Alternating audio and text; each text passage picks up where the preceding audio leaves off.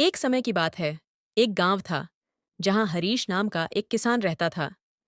हरीश पहले एक साधारण और दयालु इंसान था, पर धीरे धीरे उसकी किस्मत ने उसे माला माल कर दिया और साथ ही उसका घमंड भी बढ़ता गया।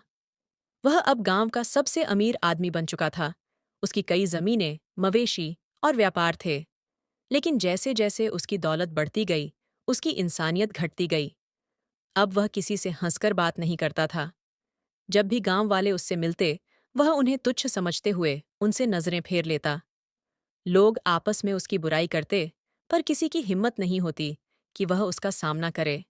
आखिरकार हरीश गांव का सबसे ताकतवर आदमी बन चुका था। एक दिन गांव में एक बुजुर्ग साधु आए। उनका नाम राघव था।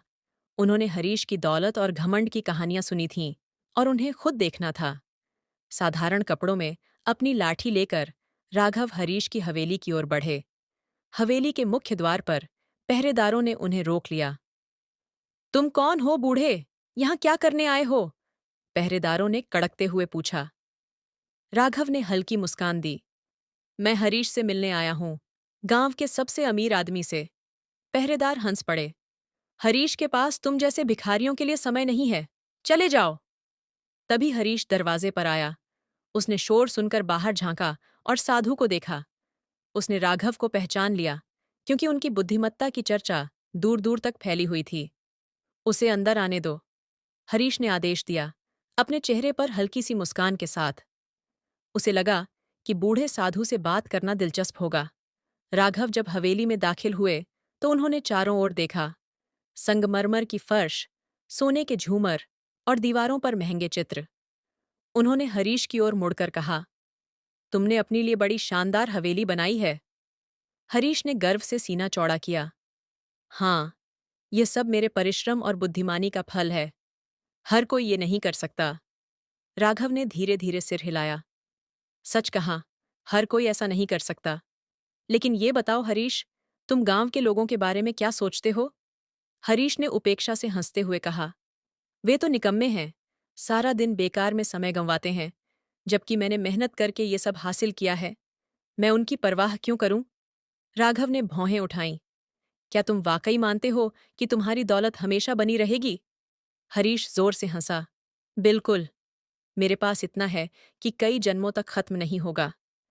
राघव ने रहस्यमयी मुस्कान के साथ कहा, चलो, मैं तुम्हें एक कहानी सुनाता हूं। एक बार एक राजा था जो तुम्हारी तरह ही अपनी दौलत पर घमंड करता था। उसने बड़े बड़े महल बनाए, भव्य दावतें दीं और अपने प्रजा को तुच्छ समझने लगा। लेकिन एक दिन उसके राज्य में भयंकर सूखा पड़ा। नदियां सूख गईं, फसलें बर्बाद हो गईं और जल्द ही खाने की किल्लत हो गई। राजा की दौलत भी बारिश वापस नहीं ला सकी, न ही फसलें उगा सकीं। राजा को तब समझ आया कि दौलत क्षणभंगुर होती है और घमंड सिर्फ पतन को और कठिन बनाता है। हरीश की मुस्कान धीरे धीरे गायब हो गई। तुम कहना क्या चाहते हो बूढ़े? राघव की आंखों में चमक आ गई। मैं ये कहना चाहता हूं कि घमंड तुम्हें सच्चाई से अंधा कर देता है। दौलत एक पल में खत्म हो सकती है, और जब ऐसा होगा, तब तुम उन्हीं लोगों के पास मदद के लिए जाओगे जिन्हें तुमने ठुकरा दिया। हरीश ने क्रोध में मुट्ठियां भींच लीं। मेरे साथ ऐसा कभी नहीं होगा।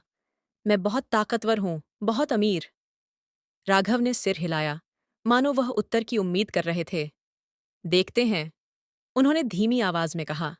समय बीतता गया और जल्द ही बारिश के मौसम में देरी होने लगी।